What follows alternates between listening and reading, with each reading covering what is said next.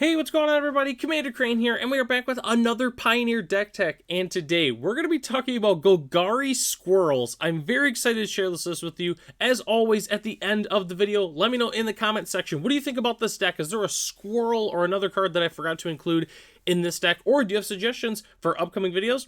Just let me know in the comment section. Okay, so Golgari Squirrels, this is, I believe, oh goodness, I should have looked before I did this. I believe this is the 6th deck I've done featuring cards from Bloomborough. I know we've done, let's think about it, we did mice, we did rabbits, we did raccoons, we did bats, and we did otter. So yes, this is the 6th one. So if you haven't checked out those videos, definitely check that out after this one. The last thing I want to talk about too is a while ago, about a year ago, I did a modern squirrel aggro deck just because there was a whole bunch of squirrels in Mod Horizons 2, and like, I don't know, I just decided to do a squirrel deck a while ago, and this deck is much different than that deck. It's a lot more synergistic, I would say, like in terms of, spoiler alert, there's a lot of squirrel food token synergies that are with this deck, and it's really, really cool. So let's go ahead and hop into it here. So these are the 1-drops that we're playing in the deck. We're playing 4 Gilded Goose, 4 Valley Mightcaller, and 4 Fatal Push. So Gilded Goose and Valley Mightcaller, yes, they are not squirrels, but they work really, really well in this deck. Gilded Goose obviously is fantastic because it makes food tokens, which a lot of what this deck is trying to do is forage, spoiler alert, and the food token is really, really nice for that. So definitely a huge fan of the Gilded Goose. And Valley Mightcaller is also really good. It's not a squirrel itself, but whenever another squirrel enters, this gets a +1/+1 counter, which is fantastic. It's a champion of the parish for squirrels with trample. Obviously, we're going to go ahead and play it. And then we're also playing 4 copies of Fatal Push. It's our only removal spell in the main board, and I usually don't mention what I'm about to say in these kinds of videos, but this current Fatal Push right now, as of the recording of this video, you can get these for around 50 cents a piece, which is that is super cheap. For years, I've been doing deck techs with Fatal Push, and they were always like $4 or $5 a piece. If you don't have Fatal Pushes, I definitely would pick some up. I've never seen them this cheap before, so I just wanted to go ahead and mention that. If you play Pioneer, I definitely would pick up these Fatal Pushes for sure. So, but anyways, let's go and hop into our other squirrels, our actual squirrels that we're playing in this deck. We're playing 4 copies of Thorn Vault Forager, 3 copies of, I'm sorry if I butcher this, Osteomancer Adept, and 4 copies of Vine Reap Mentor as our main 2-drops. So Thorn Vault Forager is really, really good. I love this card. We can tap for a green, or we can forage and make 2 mana of any combination of colors, which obviously is exile 3 cards from your graveyard or sacrifice a food. And then you can tap 4 and tap to search your library for a squirrel card and put it into your hand, which is really, really good. Osteomancer Adept is sweet as well. 2/2 for 2 with Death Touch, and we can tap it. Until end of turn, you may cast creature spells from your graveyard by foraging, in addition to paying their other costs. If you cast a spell this way, that creature enters with a finality counter, which means if it dies, you exile it instead. So definitely huge fan of that. Late game, we can play all of our squirrels from our graveyard that our opponent removed, which is pretty nice. And then Vine Reap Mentor is just a good card. 3/2 for 2. When it enters or dies, create a food token, which obviously is really good with foraging. So yeah, pretty solid uncommon. I really do like the Vine Reap Mentor. So let's go and take a look at some of our other squirrels that we're playing. As our other 2-drop we're playing, we're also playing 4 copies of Valley Rockcaller. 1/3 for 2 with Menace.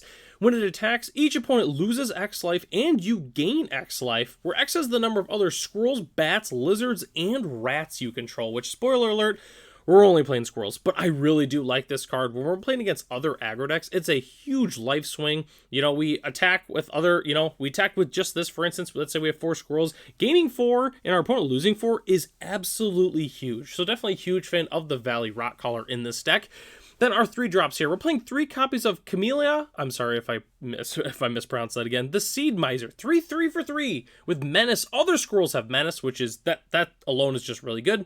Whenever you sacrifice 1 or more foods, create a 1/1 squirrel creature token, and then we can tap 2 to forage and put a 1/1 counter on each other squirrel we control. This card is really, really good. So that means whenever we forage, essentially we make a squirrel token, and then it itself has forage, which is sweet. So definitely a huge fan of Camellia. I think this card is really, really good.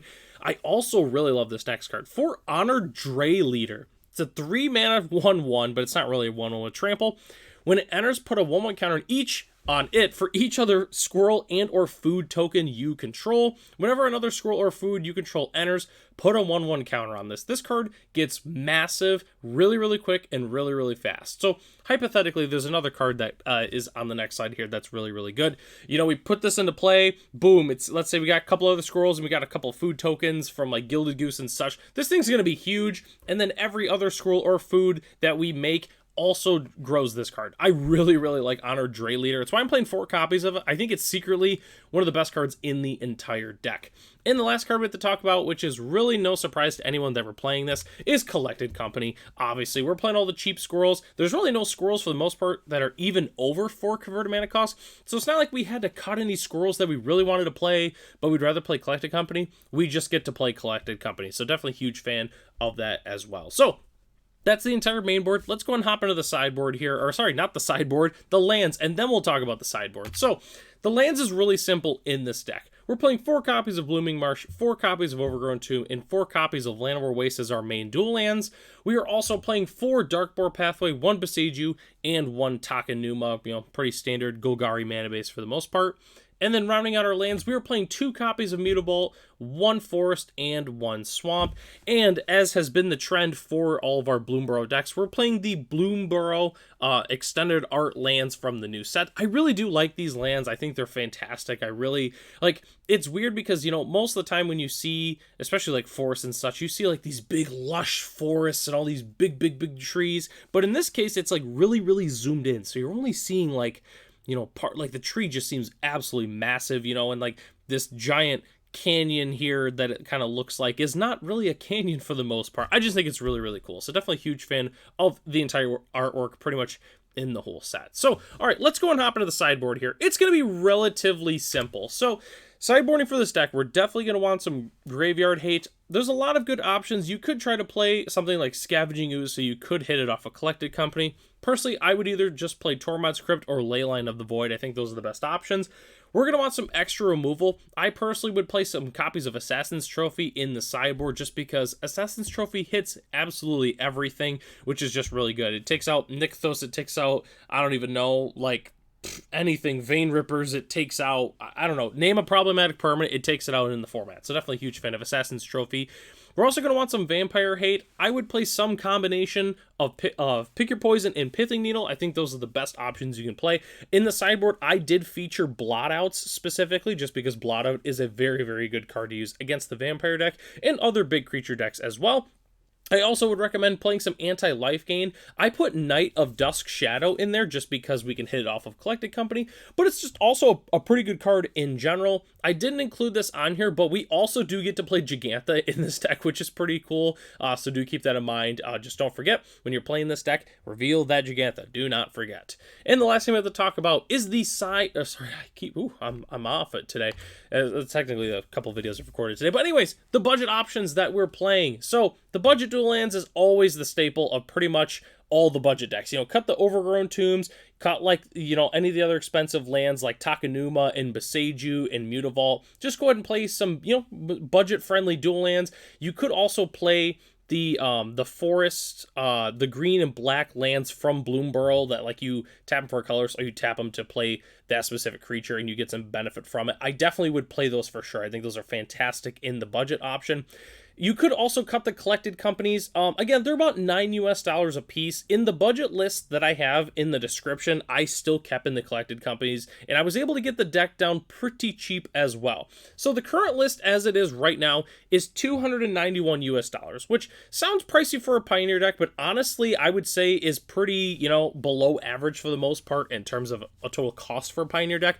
A lot of the cost is coming from a handful of cards like Thoughtseize and Collected Company, but also a lot of the squirrels people are excited to play in other formats like Commander. So, you know, you're kind of, if you're picking up the squirrels, you're kind of competing with Commander players that also want to pick these cards up to play in their spicy Commander deck. So, you know, as of recording this video, there's a good chance that the squirrels probably will go down a little bit, but we'll kind of see what happens. But I was able to get the budget list down to $137. Once we trim the cost of like the Thoughtseize and like some of the pricier cards that were in the sideboard, this deck is pretty cheap overall. So this was a really fun deck list to build. I originally wasn't going to do a squirrel deck for Bloomburrow. I didn't think that there was quite enough squirrels, but then after looking, there was a lot of really spicy squirrels I wanted to feature in a very cool Pioneer deck. So let me know in the comment section below, what do you think about the deck? Is there a card I forgot to include or anything like that? I really do like this deck.